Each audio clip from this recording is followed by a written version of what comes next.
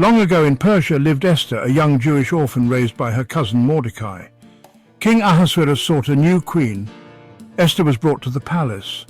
The king loved her and made her queen, but she hid her Jewish identity.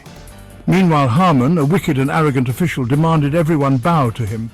Mordecai refused, bowing only to God. Enraged, Haman plotted to destroy all the Jews. He deceived the king, and a terrible order was sent out. All Jews were to be killed.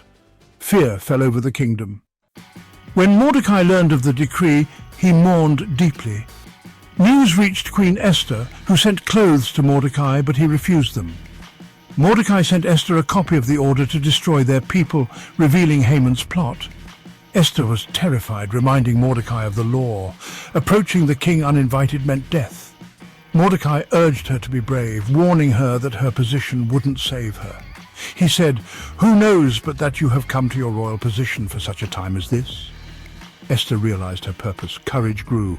She told Mordecai to have the Jews fast for her. "I will go to the king, even though it is against the law, and if I perish, I perish." For 3 long days and nights, Esther and her maids prayed and fasted. All the Jews in the city of Susa did the same. They asked God for strength, for wisdom, and for protection.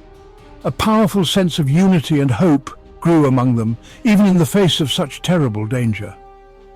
At the end of the 3 days, Esther prepared herself. She washed away the signs of her fasting and put on her most splendid royal robes. She adorned herself with her finest jewels, not for vanity, but to appear as the magnificent queen the king had chosen. With every step she took towards the inner court, her heart beat like a drum. She stood in the inner court of the king's palace, directly in front of the throne room.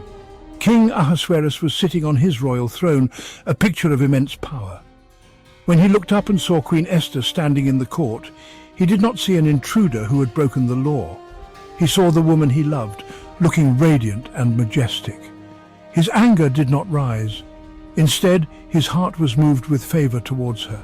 He knew she would not risk her life for a small matter. He immediately held out the golden scepter that was in his hand, the sign of acceptance and mercy. Esther saw the scepter and slowly walked forward, her relief immense. She approached the throne and gently touched the tip of the golden rod. Her life was safe. The king's voice was warm as he spoke to her. "What is it, Queen Esther? What is your request?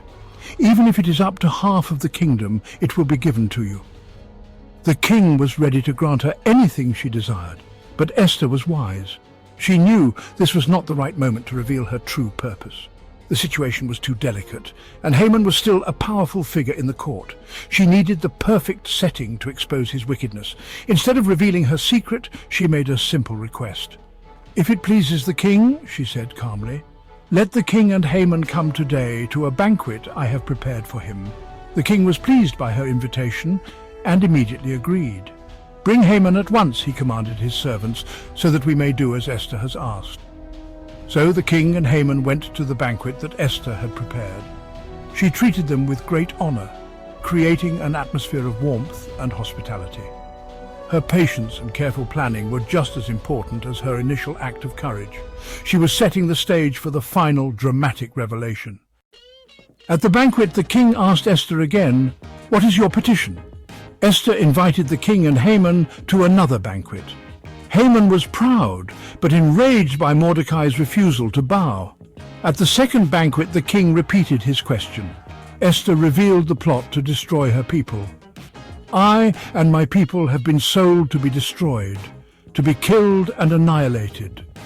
The king demanded, "Who has dared to do such a thing?" Esther pointed at Haman. "This wicked Haman?" The king stormed out in fury. Haman was hanged on the gallows he built for Mordecai. Mordecai took Haman's position, and Esther overturned the decree. The day of destruction became a day of victory. Esther and Mordecai established the festival of Purim to remember their deliverance.